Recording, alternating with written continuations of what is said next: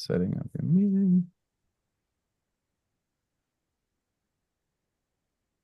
All right, great. Welcome to the B-side sessions. My name is Nicholas James Thomasma. I'm the executive director for the Michigan Music Alliance, and I'm proud to present another B-side session. Tonight, we've got a wonderful guest here, an old friend of mine who is going to be presenting to us on working with booking agents.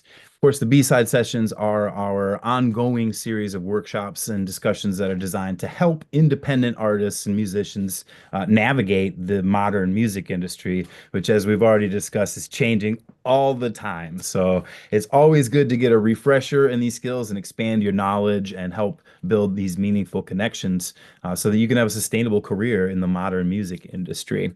The Michigan Music Alliance is a 501c3 nonprofit organization that provides equitable professional development resources for the Michigan music community. We do this through these educational programming, online and free and accessible to anyone, anytime on our website or YouTube. We also provide in-person experiences such as the upcoming Music Econ Summit that is happening April 11 through 13 at the Grand Rapids Center for Community Transformation.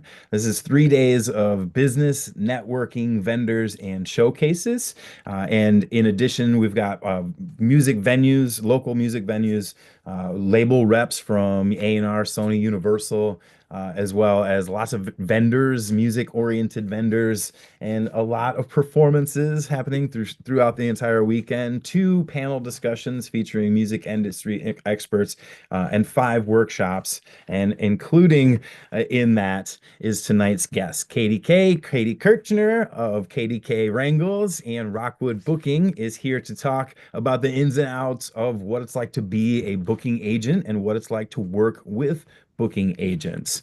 This is the final B-side session for our spring 2025 programming. And if you are just catching this online, you will also have the opportunity to meet Katie, who will be at the Music Econ Summit this weekend. So without further ado, I'm glad to have you here. Welcome, Katie. Hi, how are you doing, Nick? I'm doing great. I feel good. I'm excited. I'm excited to get to do this. There's so many people that I talk to all the time and they have lots of questions, and this is such a good way to get that information out and form relationships and networking. Yeah, it's a great way to I love what you guys are doing at Michigan Music Alliance. Oh, thank you. All right. All Well, right. you go ahead and take it over, and I will set you up with this. All right. You got my screen up there? All right.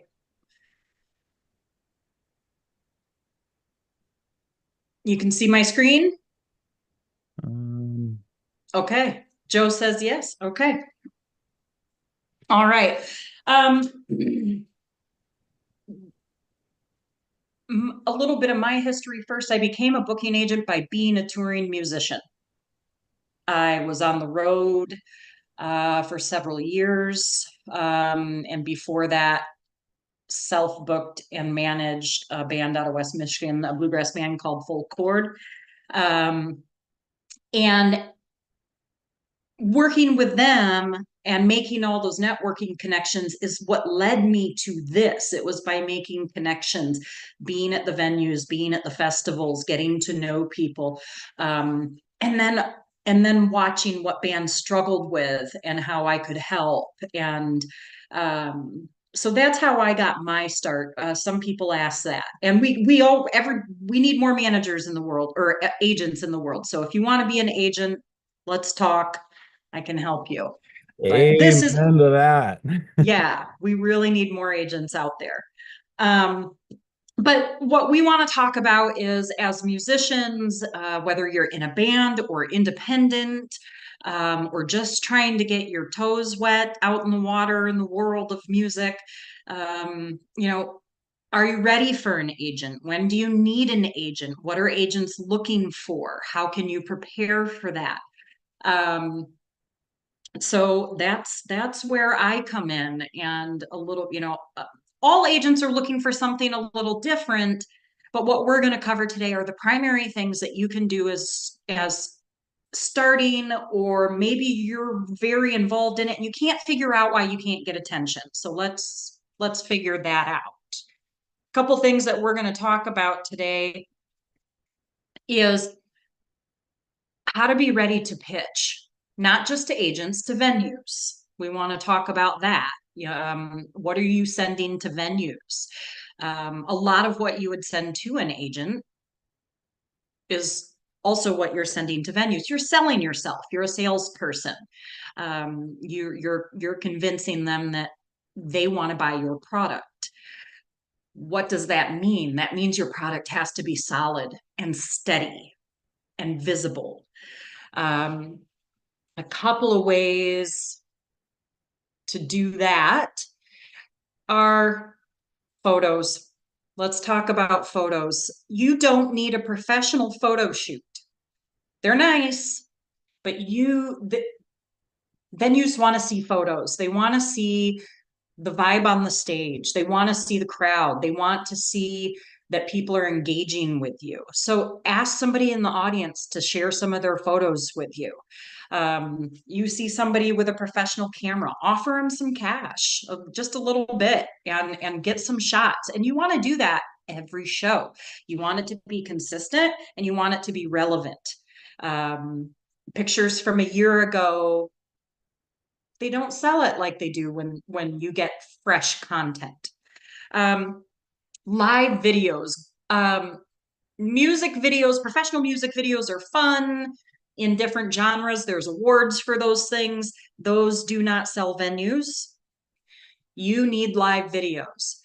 Throw a party in your backyard. Invite all your friends. Bring some video equipment. Have your friends take videos. It's a vibe. You're trying to sell to them what kind of show you're going to be putting on. They want to see how the crowd's reacting to you in real time with your live music. They don't care if it's cell phone audio. They don't want to hear recorded audio from a studio, because that's not always realistic. Live show, we all know that live shows are very different from what you hear on recordings. So really try to have some fun with that. Don't stress about who's going to take video at the show. Again, if you see somebody with a camera, they'd be delighted. Your audience, your fans would be delighted if you said, hey, can you record the third song and we'll give you tickets to the next show. There's lots of ways to scratch each other's backs with your fans. They want to do these things for you. So I think that's a really great idea.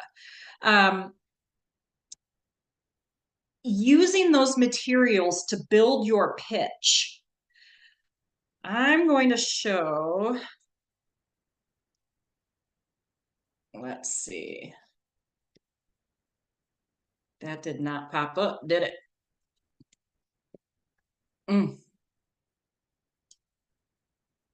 There we go. Can you see that?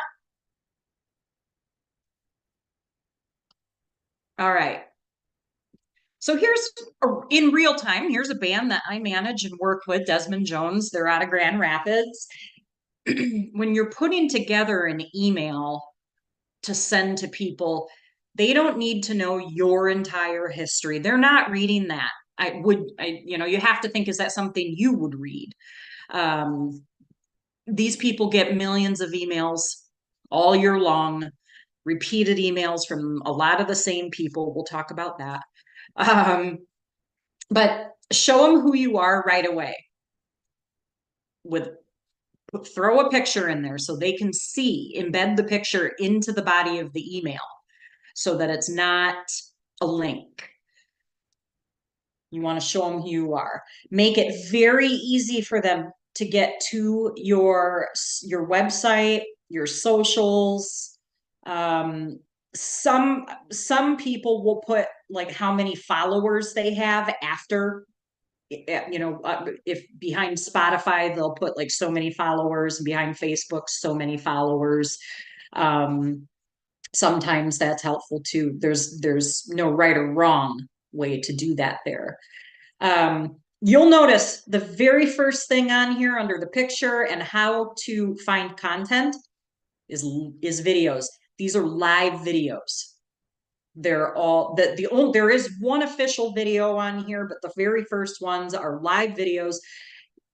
You want to make sure it's content you're proud of. As an agent, when bands send me an email and say we want you to look at our content, and this happens more than you would think, they send videos, and the very first video is a song that has not been rehearsed. The players have not nailed their parts. It has to be solid because that's your product. And that's the product an agent is going to be selling or a venue is going to be selling. Unless you bring a big party with a lot of alcohol sales to a venue, it has to be spot on. The moment they start to hear bad music, they're going to turn it off and go to the next email. They're not even going to click on the second link and say, maybe this is better.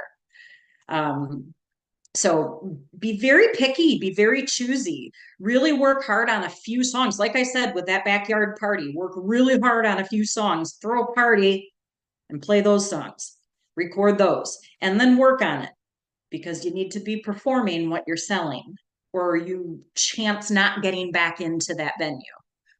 And nobody wants that. Underneath those links, you're providing just a little bit of information. You know, what have people said about you? What have people said you remind them of? You need to humanize yourself with these people in terms that they are going to understand immediately. Like with Desmond Jones, imagine if Frank Zappa met Weird Al in the middle of a Type 2 jam and produced a Ween Baby. We know those bands, and it makes you giggle a little bit. And now you're interested. Now you want to know. Accolades. Have you won awards? Who have you performed with? And you know, anything that's really important to your growth and notable, put it there.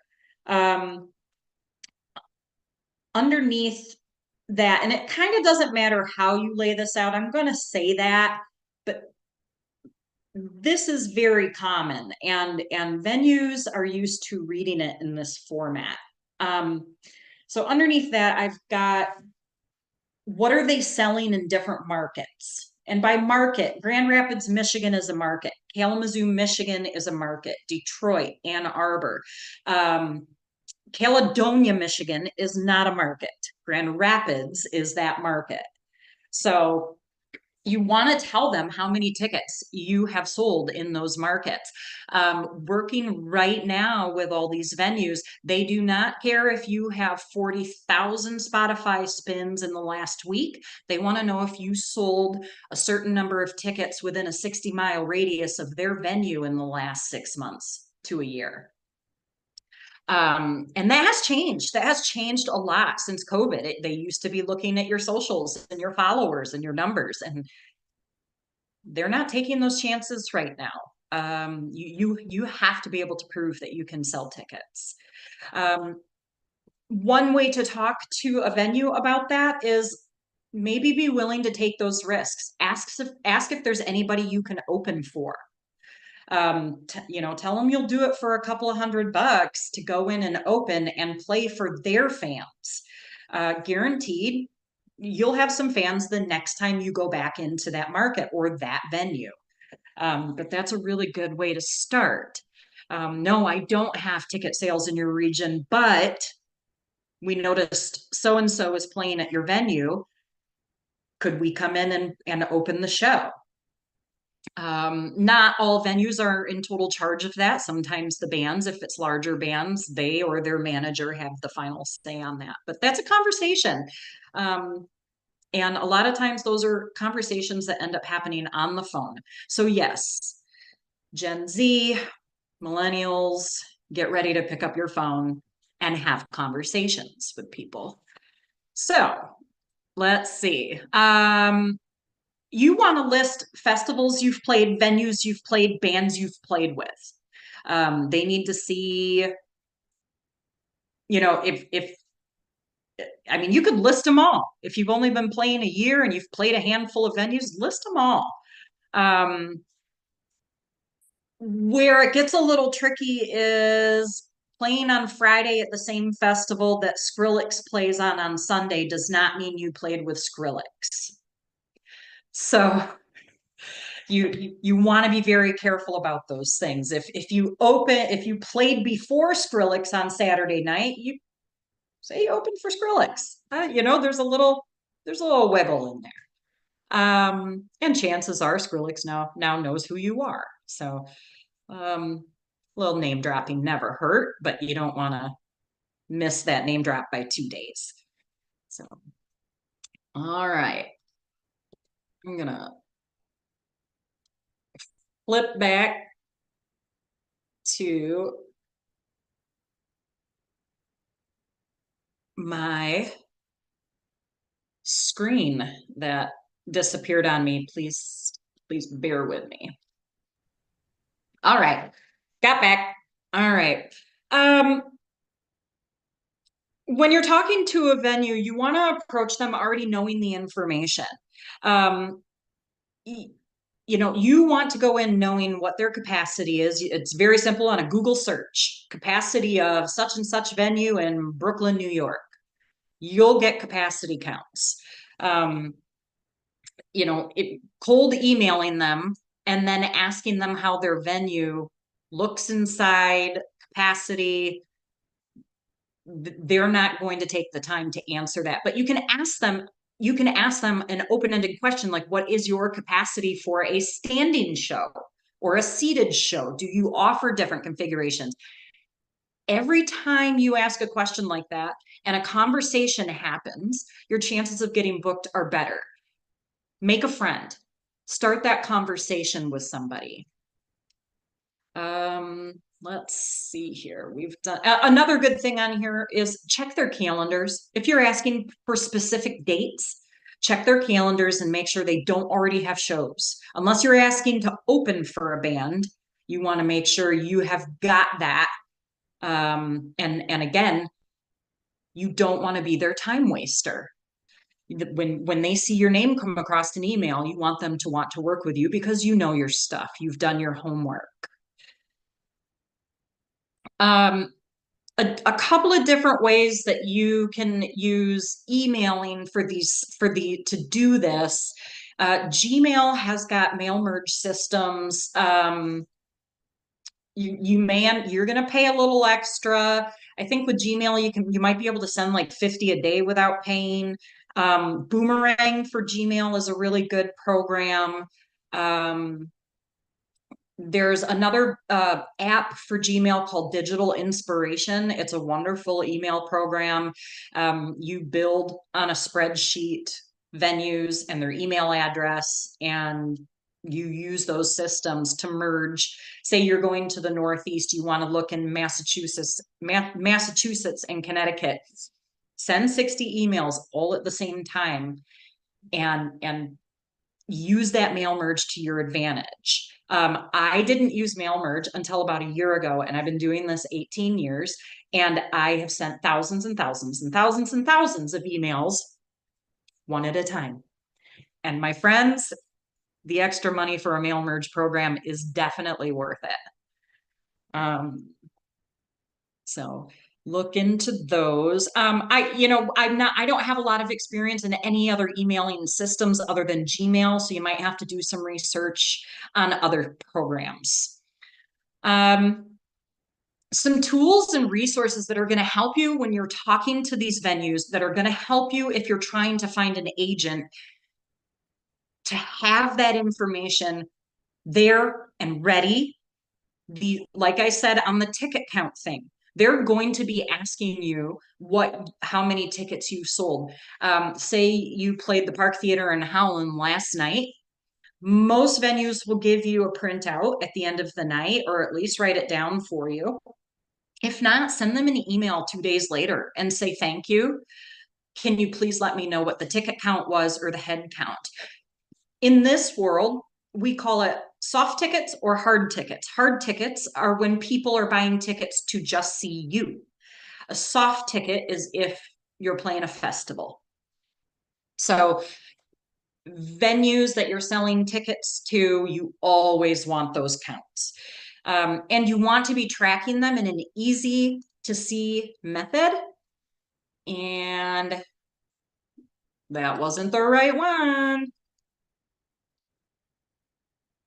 There we go. All right. This is something you can send directly to them when they say, what are your ticket counts? You don't have to go back and guess because you're going to put it all down. You can do this however you want. You can use whatever tracking system program you want. But when you go to send to a venue, this is basically the format they want to see. They don't need all the dirty details. You could put if you were the opener or the headliner or wait for them to ask. But definitely the date, the city, the state, the venue, and the attendance. You can put capacity in here also if you want. Also, not absolutely necessary. But this and sometimes agents handle this, sometimes bands handle this, but if you are not already doing this, do it now. Go backwards and fill it out. Contact venues you've played in the last 6 to 12 months and ask them and start building this. Because this is definitely something that an agent is going to ask you for when you approach them and say, hey, we're looking for an agency to pick us up. They want to know that you are organized and prepared and ready to go, and that it's easy for them to pitch you. They don't want to have to build these things for you. I closed that out again, so here we go again. All right, and methods. I hear a lot of time from people, how do you keep track of everything? How do you know who you've sent to and what you've done, where you're booked? There's a lot of different ways you can do this. I'm old school. I use a couple of different ways. I legit have a calendar. I write it down. But I also use I also use what I call an at a glance calendar. It had the gray is the weekends highlighted. So I know Friday, Saturday, Sunday just by staring at it. If people aren't available, I put that in here. If I'm looking for a certain market, I put that in there. And then like along the side, I'll put in what venues I've reached out to. If I'm doing a mail merge, I already have that information then in the spreadsheet that I built for that mail merge. And with Gmail and using Google Drive, you can connect your email to this. So you can you can click right into one of the emails you sent. There's just so many different ways you can do it. And for me personally, I have pretty extreme ADHD. So these are systems I've found that keep it in front of my face. And I can look very quickly at what is going on here. And you can do whatever you'd like in these spreadsheets with colors and notifications. You can share this with your bandmates. They can put in their time off in here, or if they're playing a gig somewhere else and not available. So there's some other programs you can use for those kinds of things too. Master Tour, GigWell, things like that. They cost money, a lot, like a lot. And that's not something I would recommend as you're starting. And very often by the time you get to an agency, they already have those systems in place for you, which is always a benefit. Let's see here. Venue resources. I put together a list of some of my favorites here that have been really good to me over the years. They're consistent, they're updated, the information is accurate. It's very rare that I find a venue on here that is now closed, and trust me, a lot of venues have closed. But and the email information is typically correct. So one of my favorites right now is the Troubadour Concert Rooms. It's a Substack. You are going to pay for it, and it's absolutely worth it. It's 100% worth it. You get a weekly email. You get access to all of their venues, the capacity listings, what kind of venue it is. They've got thousands of venues. Well, I think they've got about 1,000 on there right now with all of the information, and they have a map. They just added a map. So you can pull up their map and click on the venue, and it will show you what venue it is. It's really great. Let's see. Yeah, I think that was it on that. Indie on the Move, my second one on here. That's where I got my start in tracking and finding venues. You don't have to have a subscription to them. I did initially thinking I needed to, but that's if you want to actually use their system to direct contact venues, which you can do. You have to decide if that's worth it to you. But you can look up venues, you can look up other bands, and you can search by country, city, state, genre, capacity. And it's very helpful. That's been I still use Indie on the Move every day. Every day when I'm looking for things. Let's see. I'm just gonna do that. All right.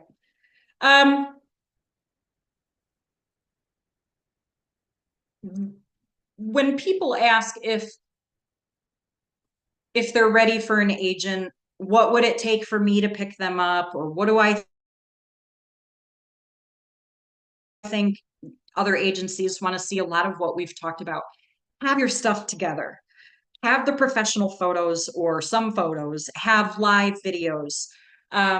They don't necessarily need to see that you're posting something on Facebook every single day or Instagram every single day, but they do want to see that you are engaging. They want to see that you are marketing yourself in a way that will help sell tickets so that agent makes some money. Is your branding consistent? Get a logo. Make sure it's the same. Make sure that branding is consistent. YouTube, Spotify, Bands in Town, your website, Facebook, that branding is consistent, that people know what they're looking at when they're looking at it. Can you show touring history numbers? And we just covered that. They're going to ask that right away. Can you show me your numbers? Some of you may be giggling because you've already gotten that email. Can you bring 100 or more to an out-of-region market? That's really big, and here's why. If you can't bring 100 people to a venue that I've booked, and I'm making my commission on how many what we call GBOR, that's the gross, the ticket sale at the end of the night before they've taken out any expenses. If only 20 people show up, don't tell a venue that you can bring 100 and you don't know if you can or not. That's a fast, surefire way to not get invited back. And venues talk, they communicate to each other in those regions. So you want to be careful about that. So with an agent, that's one of the first things they're going to ask you, because that is what the venues are asking them. Are you ready to take risks? An agent is going to ask you that. They need you to be ready and willing to take some risks. Get ready to make some drives. Get ready to sleep in a van. There comes a point where you don't have to do that anymore. There comes a point where, venues are putting you up and you might just play 2 hours away from each other. But if you've got a venue that wants to take a chance on you and it sounds like a good idea, is it good for for the band? Does it get you in front of a market you haven't played before? Take those risks. Yeah, maybe you come back with $5 in your pocket. You went out there, you did the thing. And the next time you go out, you're going to sell more tickets to those same venues. Go out there and put on the best show of your life for 5 people or 200 people. Those 5 people will talk about you. So put on the same shows everywhere you go. There's that consistent branding. And that's what an agent is going to look for too, because they have to know what they're selling. Let's see. When we talk about, are you ready for an agent? One of the things I say is, do you have a marketer? Right now with Facebook and Instagram and TikTok, you got about 3 seconds. 3 seconds to catch attention.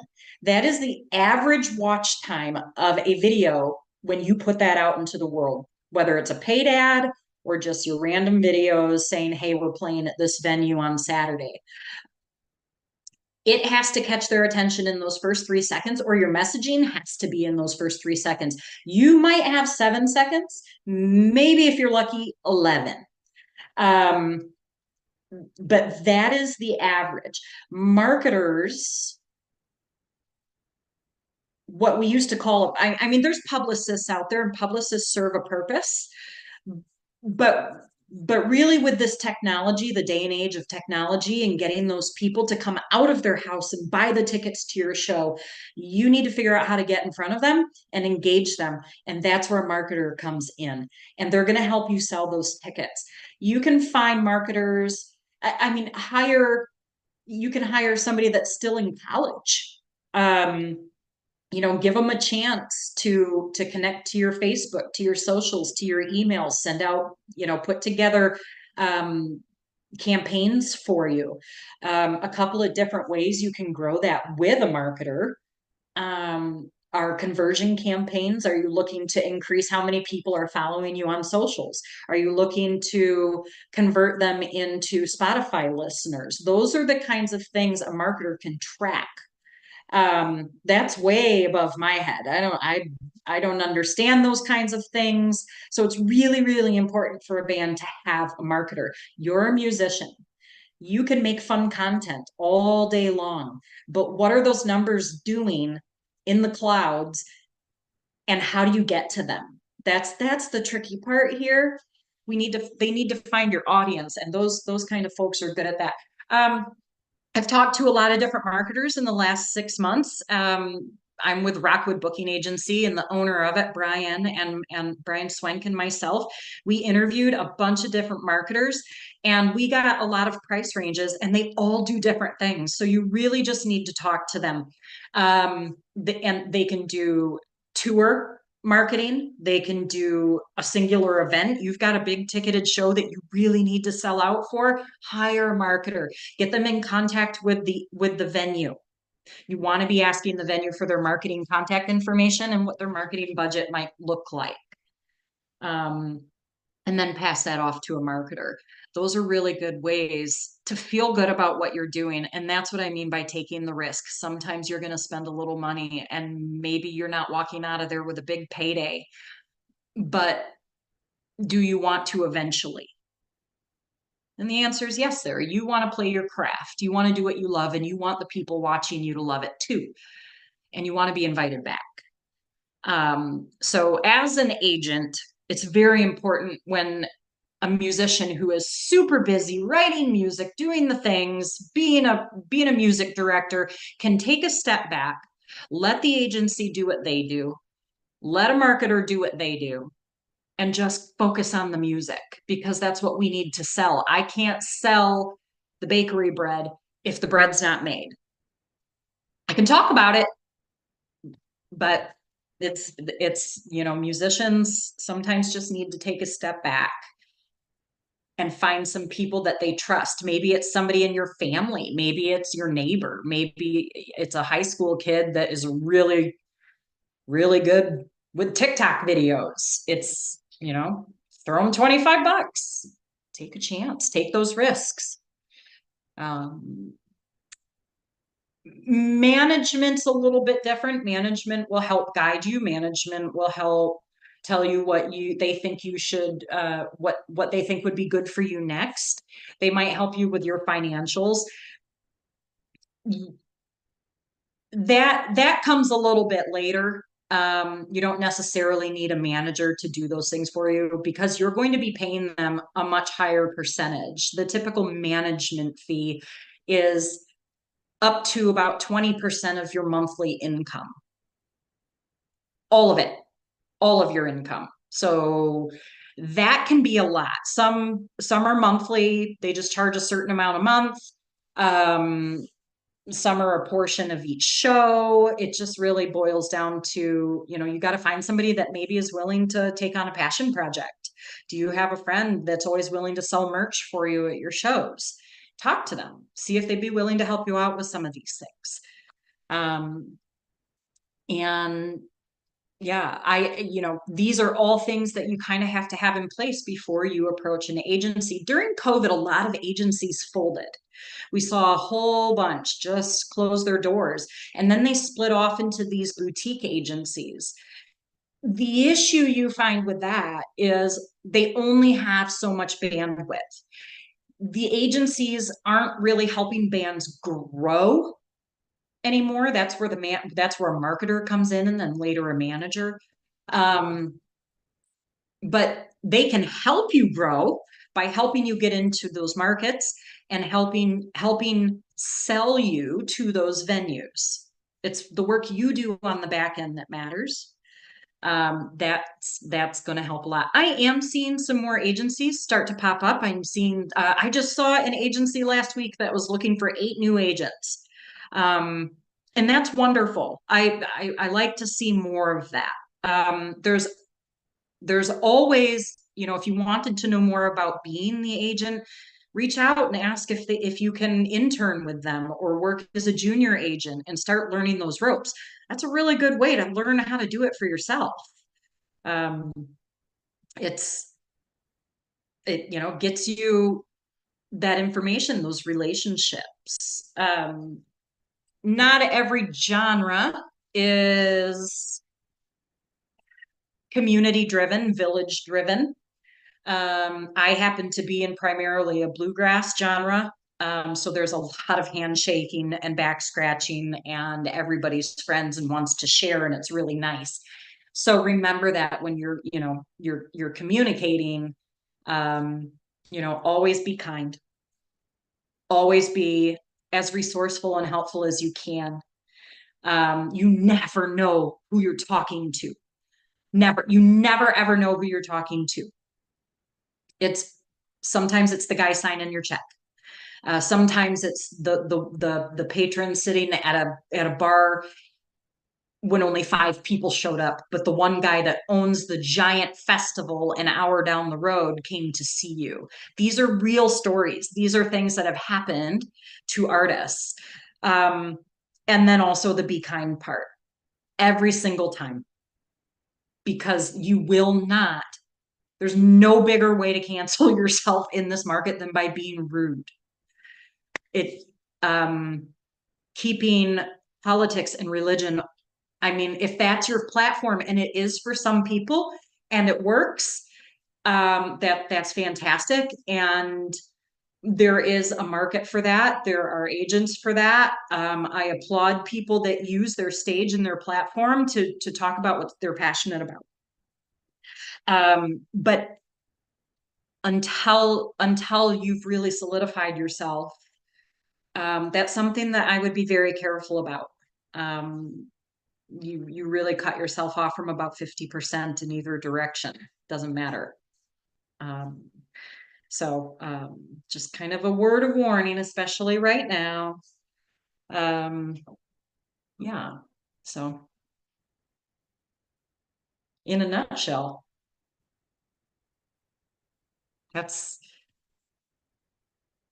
there we go.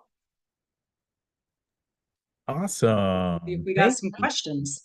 Yeah, Katie, hey, first of all, I just want to say thank you. And we do have some questions. We've got some people who are tuned into the live stream that have been asking some questions. Sure, good. Before I ask those, since Joe is with us, I'm wondering, Joe, do you have any questions for Katie? Do I have any questions? Um, no, not at this time. I think I'm okay. Okay, Great. good. Well, good. Yeah, I mean, yeah, there was a lot of information in there, and There's so much. yeah, and And it's not something I learned overnight. no, and that's the truth is, you know, I've been doing this a long time as well, and I always feel like I can refine my processes. And that Yep. tour history doc was like, I mean, I basically have that, except for I don't go in after the shows and add the numbers. You know what I mean? Like I already have a document that lists all of the shows. All Hmm. I do is basically add in Then just add that. And when you numbers. need to send it to an agency or a venue, just copy paste into a new document and share that. Right. Yeah, that Totally. should be the very first priority for anybody. Right. And that's just one of those things. You're right. People ask about a tour history and you're like, oh, tour Mhm. history. We played a lot of shows, you know. Um, okay, so with that said, we do have some questions from people online. I'm going to kind of go backwards because of the direction that we talked about these things. And one of the things is that you're a booking agent, but you also do some band managing. So you have Yep. experience in that. So when you were talking about a manager and their percentage, a question came through online from Cannon Wren is, Hmm. does a manager keep a percentage of merch and album sales? Every Hi Canon, how are you? Um, Everything I understand from that, I right now do not manage any bands where I do that. I have either a percentage of the GBOR at the end of the night or a monthly fee. I do not full manage, like where I'm investing my money into paid marketing ads and things like that. So therein is a little part of that difference. I'm more of a boutique manager. I'm your friend that handles all the baloney, that kind of thing. But everything that I understand, yes, it's everything at the end of the month. It is album sales, it is merch sales, it is ticket sales. Yeah, Right. Yeah. I've never seen it described that way and done any different.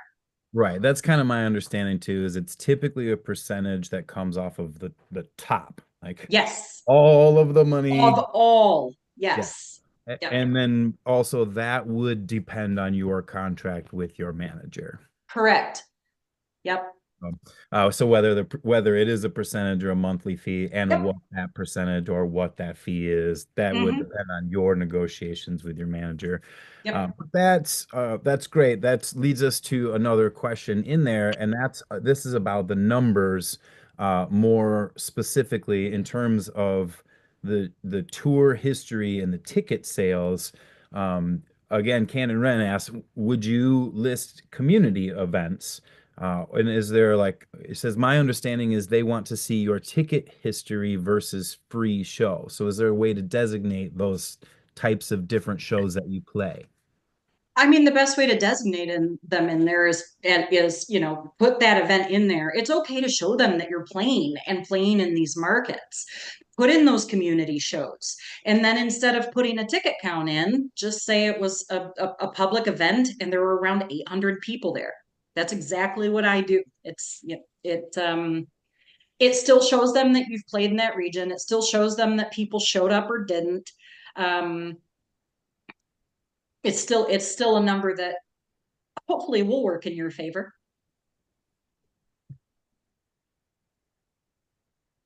Great.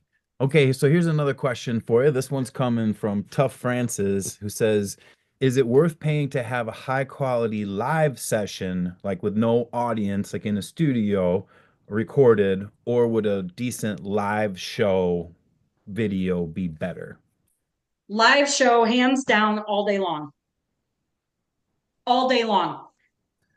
Right. Yeah. And It, my feedback on that is when if I'm trying to book somebody, what I want to see is that they know how to perform in front of an audience. yep. The very first thing I do is go to YouTube, look them up, and click. I start clicking on live videos.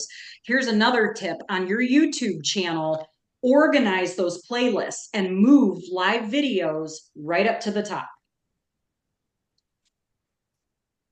Right, I agree. And I Yep. also, sometimes people ask for a live video and you're like, oh, video, and you just click YouTube yourself, right? You got to watch And those videos and make sure and it's a good video and it starts at a point where you don't hide them. If they're want to. not good, just get rid of them. And search yourself on on YouTube. People are putting videos up on YouTube. And if you search your band name and you find videos that are great live videos, even if it's a shaky cell phone video, if it gets the vibe and the sound is not totally muddled, share that to your live playlist. Yeah, that's a great suggestion. A playlist of like fan videos.